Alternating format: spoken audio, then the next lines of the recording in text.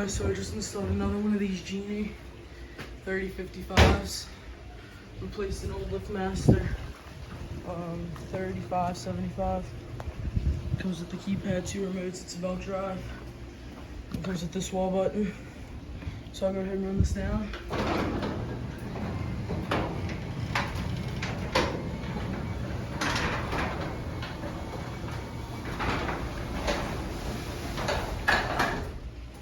And then it does go down like that, and the belt sags, so the force reverses. Run this back up. And you can see it kind of rubs up there because of the low headroom, but it's always done that because I can see the old grease stain on it. So yep, sensors down here, keypad, and then he has the 2 remotes. Yep, I got the light bulbs in it. And yep, pretty much it for this one.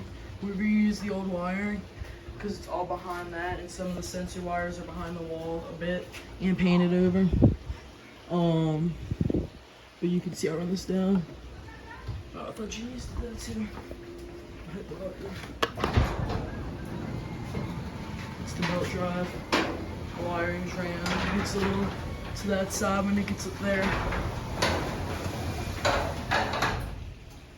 And yep, and you can see the wiring we spliced into it there, and then it's one. So yep, that's pretty much it for this install. I'll see you on the next video.